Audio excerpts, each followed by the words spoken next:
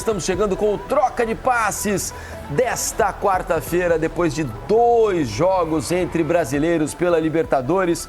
No estádio Newton Santos, terminou agora 0-0 para Botafogo e São Paulo.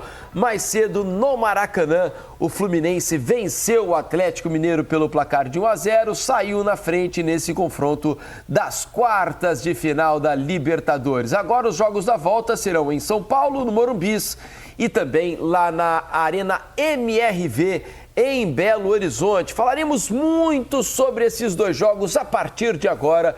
Eu tô com Carlos Eduardo Mansur e com Alex. Tudo bem, Mansur? Boa noite. O que você achou dessa quarta-feira de futebol, quarta-feira de Libertadores, hein? Ficou dentro do que você imaginava? Ou a qualidade dos jogos poderia ter sido melhor, poderia ter sido pior? Qual é a sua análise primeira aqui no Troca, Mansur? Boa noite. Boa noite, Diniz. Boa noite, Alex. Todo mundo que assiste o Troca. Acho que foram jogos de características bem diferentes, né? Diferentes. O Fluminense e Atlético, um jogo menos vistoso, né? Mais amarrado, com menos chances, com menos criação. Agora, achei Botafogo e São Paulo um jogo absolutamente espetacular. Um jogo muito bom mesmo, apesar do 0-0. E com tempos muito diferentes, né? O que o Botafogo... Olha, o primeiro tempo do Botafogo foi absolutamente avassalador. Só o futebol permite que uma diferença entre 2 times do tamanho que a gente viu antes do intervalo vá resultar num jogo que termina empatado. Só o futebol permite. Em qualquer outro esporte, aquilo ali significa estar construindo uma vantagem que encerra com o jogo, né? E o segundo tempo, com as mudanças táticas, o Zubeldia abandona a linha de 5, consegue preencher um pouco melhor a entrada da área, e aí a gente vai discutir um pouco mais sobre isso, o São Paulo consegue equilibrar. Mas o Botafogo produziu no primeiro tempo do jogo mais um daqueles seus grandes momentos na temporada. O Botafogo, nos seus melhores momentos desse ano, é o que mais me impressiona no futebol brasileiro nos últimos anos, talvez desde 2019.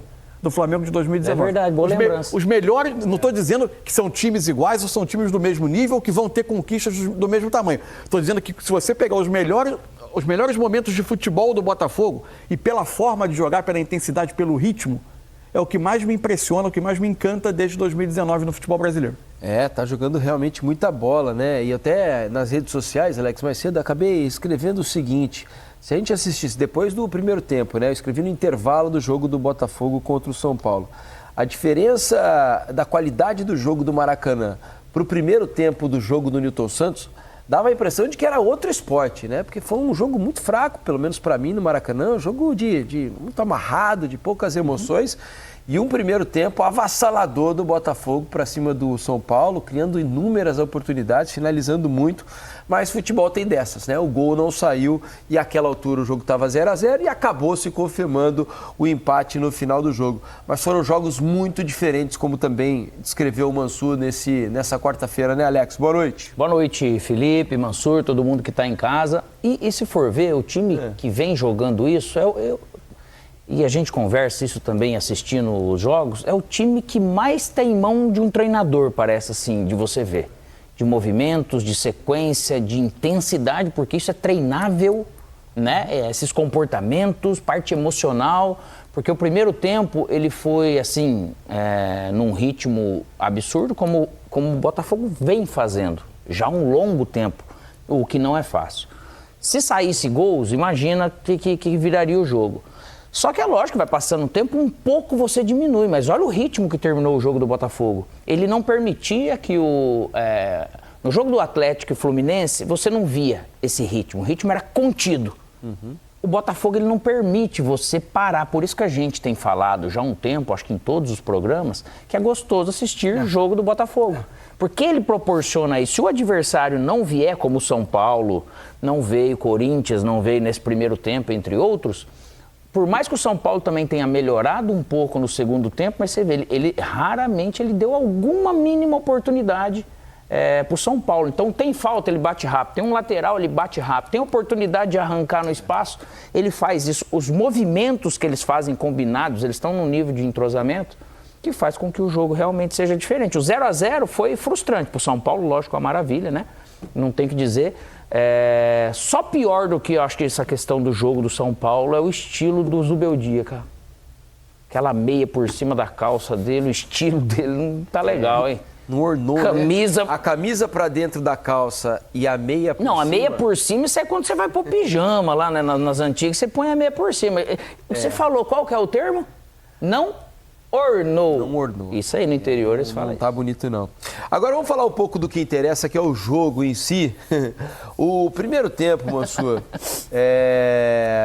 deu a impressão de que a forma do São Paulo, né, estava pior do que o jeito de se vestir do Zubeldia.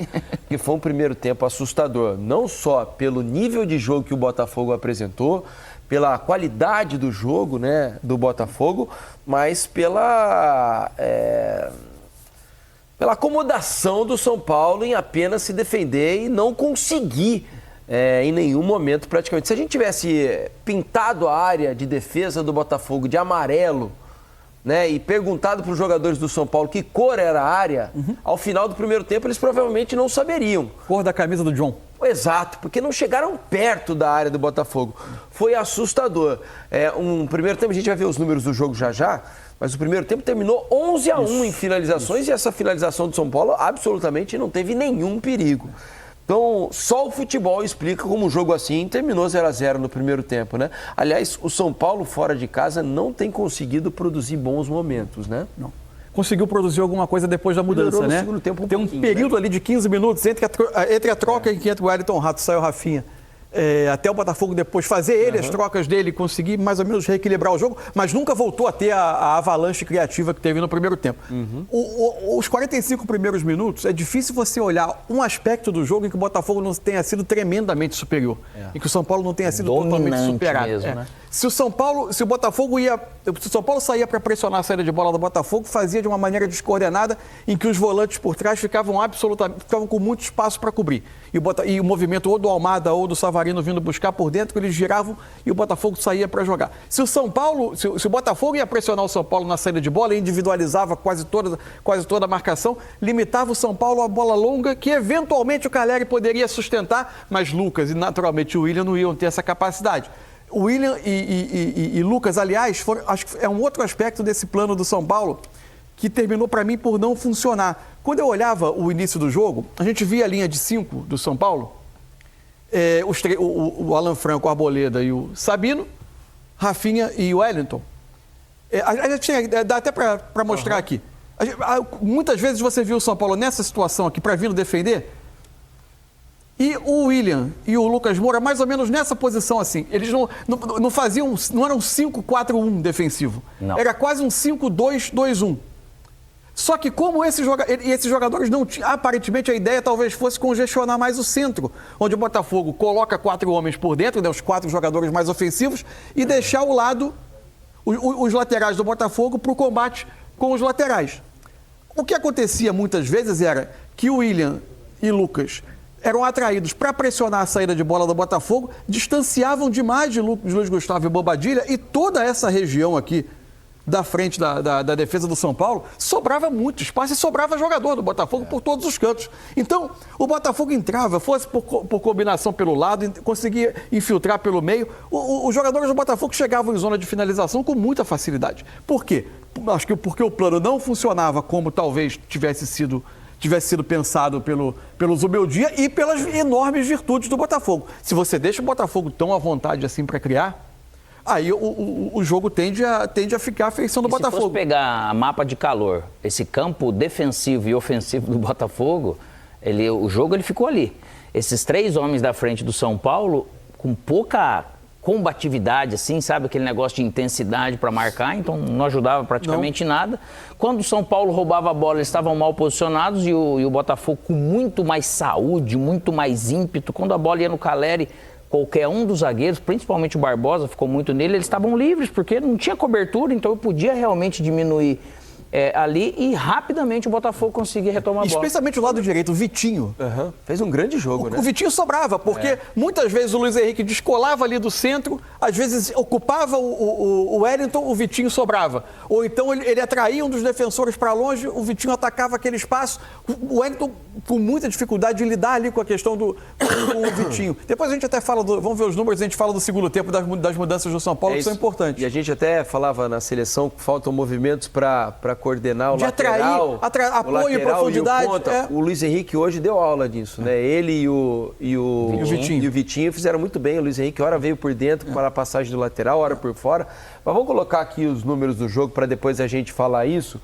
A gente vai colocar os números para vocês e vocês vão entender o tamanho do domínio do Botafogo, né? O primeiro tempo flagrantemente maior, no segundo tempo o São Paulo melhorou. Achei também que as mexidas do Botafogo não foram felizes. A saída do Luiz Henrique... E o Savarino pelo lado direito perdeu força. E eu tenho um pouco de dificuldade de achar que o encaixe dos dois centroavantes ele funcione nesse sistema do Botafogo. Acho que em alguns momentos pode até acontecer, mas acho que o Botafogo ele é tão contundente quando joga com os dois pontas, né?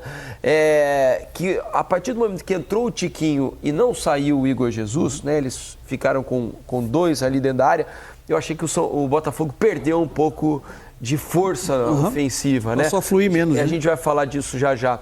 Aí estão os números do jogo para a gente analisar. A posse de bola equilibrada, né? 53% do Botafogo, 47% do São Paulo. Agora, olha as finalizações.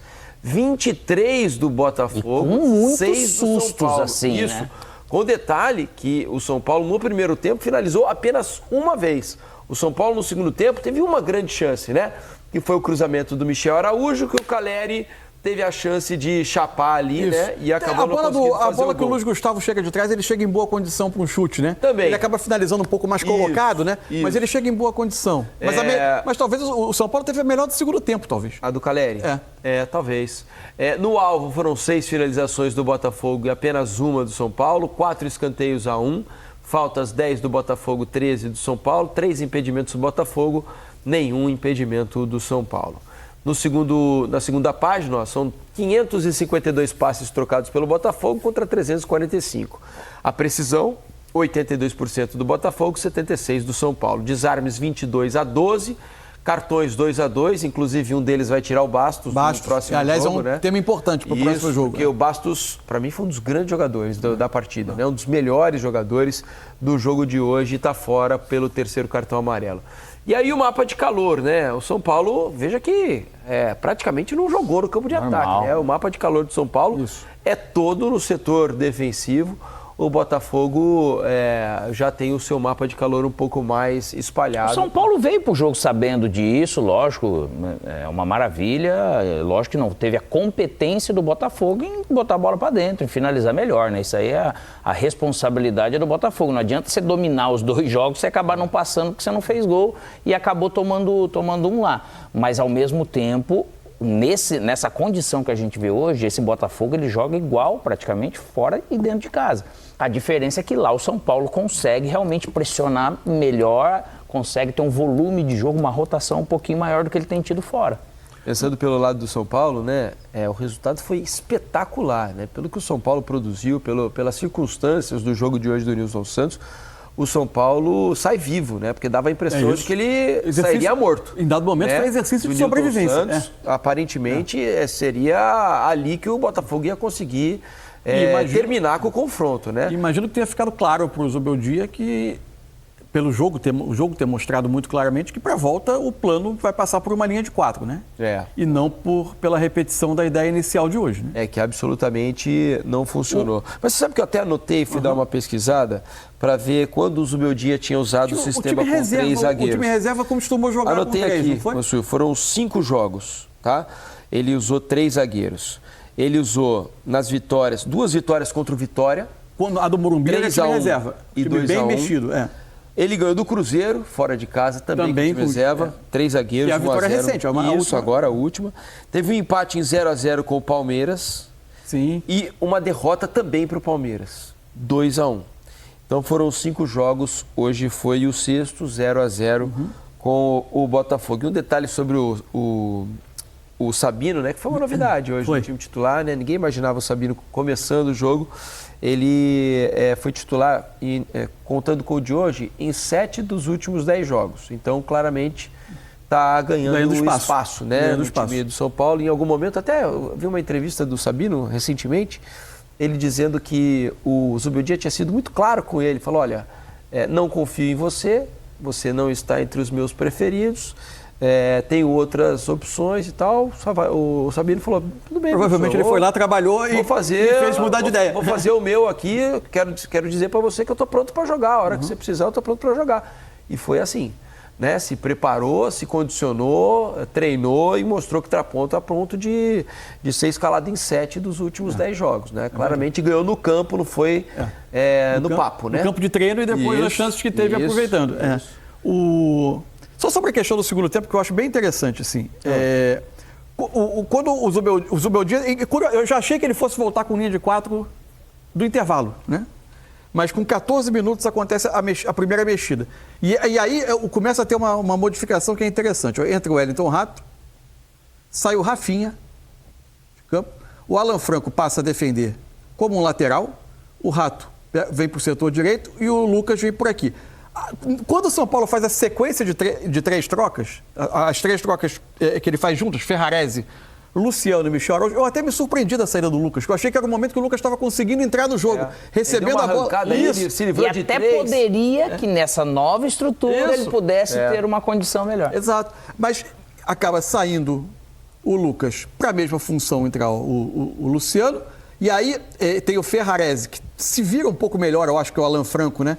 Fazendo esse papel mais híbrido, de um lateral mais defensivo, mais de um lateral direito. Mas fez um bom jogo o Alan Franco, né? Fez, enquanto teve... Segurança, as bolas aéreas, assim, ele atrapalhou sempre. E aqui a saída do William para entrar o Michel Araújo. Aqui me pareceu que tinha uma questão bem específica. O Wellington defendia contra o Savarino. Sim. E o Michel Araújo entra com a missão de acompanhar o Vitinho. O William, ele não saía no Vitinho desde os primeiros passes. Ele tentava vigiar um pouco mais a saída de bola. Se o Botafogo se instalava no campo de ataque, ele vinha. Se por acaso o Vitinho ultrapassasse, era muito comum ver o Michel Araújo defendendo mais atrás do que o Wellington. Porque a função dele claramente era fazer esse acompanhamento. Como o Botafogo, com a ida do Savarino para o lado direito, já tinha perdido um pouco de volume, né, de capacidade de criação de chance, a partir daí ele tinha a frente da área muito mais bem defendido, o Rato fazia muito esse trabalho aqui, e aí eu acho que o jogo pendeu um pouco mais para o equilíbrio, né? O Botafogo depois vai até retomar um pouco de controle mais para o final, quando o Botafogo faz as suas trocas, mas o São Paulo já estava mais estável, né, em termos de capacidade defensiva. A última mexida é mais para renovar fôlego, né, na saída do Caleri. Pelo André Silva, o São Paulo termina mais ou menos assim. E às vezes o pessoal pode pensar assim, poxa vida, gente, mas será que foi os 3 zagueiros que atrapalhou? O problema não é se é 3 zagueiros, depende da dinâmica que você vai conseguir fazer para poder confrontar aquele outro sistema. E você vê que o Botafogo, ele, para tudo que é jeito que você vem jogar contra ele se movimenta de formas parecidas, mas bem sincronizados. E chega sempre 3 e 4 na área. Quantas vezes você viu o São Paulo conseguir chegar mais do que 1 ou 2 na área? Tem essa diferença, né? E tem uma outra questão, né? O Botafogo teve extremo conforto para jogar no primeiro tempo. Ele causou esse conforto, né? Isso, porque os jogadores conseguiam receber sempre em lugares onde havia muito espaço. Então, o jogador do Botafogo quase que invariavelmente recebia a bola, dominava, pensava, escolhia onde ia fazer o passe, se ele ia arrancar com a bola, ganhar espaço, ou se ele ia fazer um passe. Mas principalmente. Então, era muito conforto. O São Paulo não estava conseguindo encontrar a marcação do Botafogo.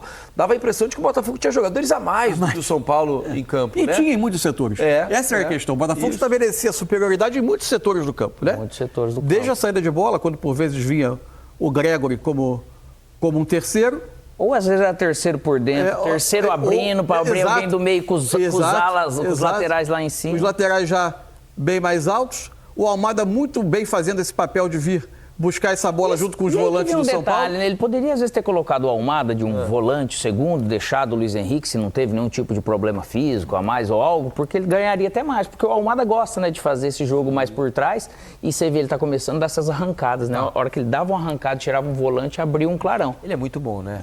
Muito ele bom. É muito bom jogador, fez um grande jogo. Parece que já entendeu o panorama onde hoje ele está jogando. Não foi o eleito pela Comebol como o melhor do jogo, né? O Savarino, a Comebol foi o Savarino. Ele joga muito, fez muito bem bem parecido os dois. Também. Na transmissão da Globo foi o Almada, né? Na transmissão da Globo, o eleito pela galera, pelos comentaristas, foi o Almada. Os dois fizeram um ótimo jogo junto com o Luiz Henrique, né? E a partir daí o Botafogo teve chances bem claras de gol, né? O primeiro tempo é de um domínio muito forte do Botafogo, tem bola na trave, 2 bolas na trave. Uma estava impedido, né? É verdade. Teve criação. A bola do Luiz Henrique, aquela bola em que vem um toque de cabeça na segunda trave, o Luiz Henrique completa de cabeça no travessão. O Bandeira demora um pouco, porque a jogada se desenrola ainda ali na área, havia algum perigo, e depois assinala o impedimento. Mas ainda assim, um lance muito perigoso. O Botafogo conseguiu muitas vezes ter ótima condição para finalizar. E outra, o Botafogo conseguiu incomodar o São Paulo o tempo todo. Com a bola, você vê o Botafogo, ele corre para frente.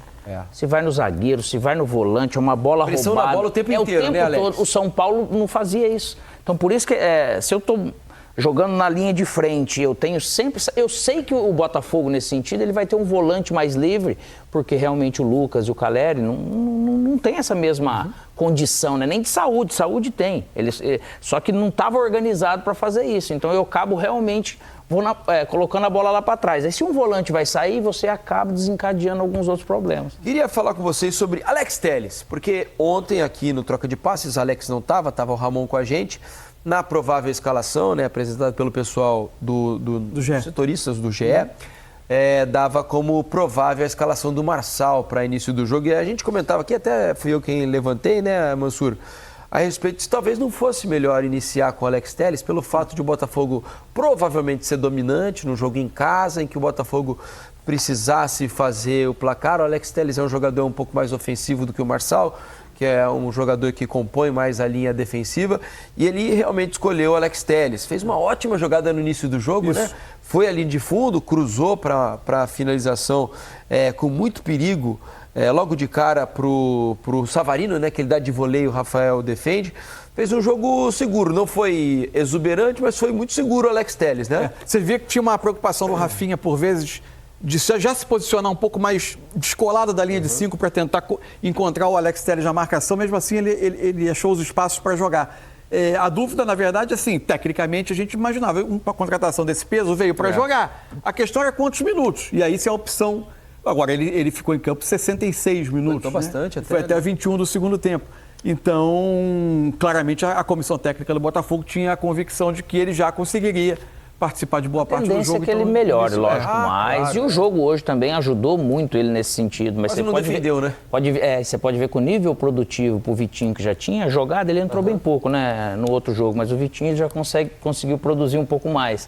E a tendência do Alex Telles, eu acho que é essa mesma, né? Do lado do São Paulo, a principal novidade, né, para o jogo, a entrada do William Gomes, além a gente já falou aqui sobre o Sabino, né, que apareceu, e aliás, a defesa do São Paulo, é claro que permitiu muito, não dá para dizer que foi uma atuação porque foi um 0-0, não é porque a defesa se saiu bem, porque o Botafogo teve muitas oportunidades, mas ainda assim a defesa conseguiu bloquear muitas, né? É que assim, porque várias vezes o jogador do Botafogo tirava para bater e conseguia... E esse é o benefício dos 3 zagueiros, né? Você tem essa ocupação alguém ali aparecia dentro. na frente para tentar evitar o chute. É porque a inferioridade do São Paulo era tática, não era de capacidade individual de defender dos zagueiros, né? Então, você tem muitas vezes chegando atrasado na disputa, você está em inferioridade para defender. E tudo vai estourar. Muita finalização vai estourar ali. Vai estourar ali. E sobre o William Gomes, coitado, né? Hoje foi um jogo de sofrimento para ele, né? Muito sacrificante. Porque ele é muito bom como? Com a bola.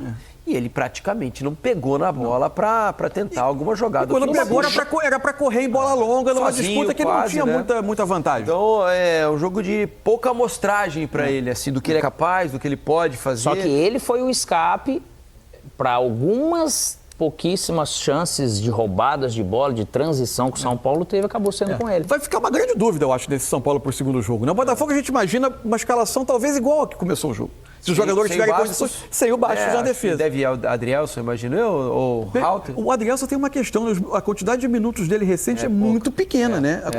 O ritmo de jogo deve ser uma questão. A gente não vai ter como saber como ele está, né? Senão o Lucas Halter oscilou bastante. Que oscilou tecnicamente. Bastante, né? É um setor, aliás, a chegada do Adrielson, além, eu acho que a vontade dele de se mover dentro do grupo de clubes do Botafogo, os poucos minutos que ele teve, pouco tempo de jogo que teve na França, acho que tudo isso pesa, mas também uma necessidade, né? O Botafogo, de toda a fartura que tem no elenco, ali é um setor que você está um pouco menos coberto. Ainda contratou o Pablo, né? Mas o Pablo não conseguiu. Não, teve lesão, jogou e tal, ficou à disposição. Nem sei se ele está à disposição. Vou até dar uma pesquisada aqui para saber se ele está à disposição, porque ele está tão sumido. Ele não estava no banco hoje. Não. Coitado, tá Era o Lucas sofrendo Halter, muito com esse problema, né? E o Adrielson. Ele tem capacidade para ajudar bastante, né? E nesse momento, com o Adrielson chegando agora e pouco jogado na temporada, e o Walter com algumas Mas pela experiência, acho que né? até do Adrielson, o treinamento vai dar para dizer, assim, mas se você pega um jogador desse tamanho chegando, ele tem os atalhos também, ele tem coisas que ali nessa parte, nesse setor, com um time organizado como o Botafogo, é possível. O fato é que o Botafogo serão esses 10 jogadores, mais o zagueiro escolhido para substituir o Vasco. Lateral esquerda, né? Mas acho que até lá, acho que agora o Alex Telles está mais claramente estabelecido. Talvez nem não participe eventualmente do clássico de início com o Fluminense no sábado, pode ser. Porque ele tem 4 laterais, embora o Cuiabano esteja machucado, né? Ainda tem Hugo, Marçal e o próprio Alex. Agora, o São Paulo é que eu acho que vão ficar dúvidas, né? Eu acho que sim. Vai ser linha de 4? Então, linha de 4. Mas o lado direito vai ter Lucas e Luciano, com o risco de você se desequilibrar um pouco mais na marcação, e o Botafogo já mostrou quanto isso é arriscado. Por outro lado, é na sua casa e precisa ter iniciativa. Mas aí vai com o Wellington Rato, vai com o William do outro lado, ou de repente com o Michel Araújo com uma função mais defensiva. Enfim, acho que vai ter algumas interrogações aí. Mas eu acho que tendo o Rafinha resolver. Eu pensando, né? Se sou eu, tendo um Rafinha, eu coloco uma linha de 4 com ele e coloco o Rato, coloco o menino e o Lucas por dentro. Com o Caleri, né? Se for ver, acho que é o mais coerente. Sem Luciano ainda. Sem Luciano, O Luciano vai entrar no jogo no segundo tempo. Acaba sendo uma arma de alguma maneira. É da maneira que eu acho que o São Paulo ele se equilibra um pouco mais. E o Rato ele também te dá essa condição de retenção, de marcar, de um lançamento. Ele te dá algumas opções. E pode ser que ajude daí a produtividade ofensiva do São Paulo, consequentemente do Willi e do Lucas, né? Para poder ajudar o Caleri, senão ele vai ficar sempre sozinho de costas. Que se tiver uma bola e outra, esses zagueiros do Botafogo, do jeito que eles estão marcando, e na condição física que eles estão, eles conseguem roubar a bola do Caleri, que é chatíssimo, sem fazer falta. Então não tem aquele momento de você falar, poxa vida, eu vou respirar. Né? Então lá eles vão ter que controlar até o ritmo, porque se sai o São Paulo também jogar contra esse Botafogo, se você se expõe um pouco, sem qualidade... A transição desse Botafogo é fortíssima. É terrível, então vai ser um jogo perigoso. E o problema no primeiro tempo também foi muito esse, né? O São Paulo não conseguia respirar no jogo. Era o pugilista que está nas cordas tomando um golpe atrás do outro. Se você ver uma corrida, parecia que eles estavam num autódromo sinuoso e o Botafogo estava no oval, né? Que não tirava o pé em momento nenhum. Agora o São Paulo claramente precisa melhorar dentro de casa também, né? Porque o São Paulo vinha numa atuada muito forte dentro de casa, com boas exibições, com futebol de bastante qualidade. E acho que caiu. A produção ofensiva do São Paulo ofensivamente a produção caiu, sim. Se a gente pegar os últimos jogos, o Nacional, o São Paulo fez aí 20 minutos bons, mais ou menos ali, conseguiu os gols. E depois foi um jogo morno, né? Sem muita empolgação. Depois o São Paulo ganha do Vitória, 2-1, né? Um jogo de dificuldade. Um time, São Paulo, time mexido. Né?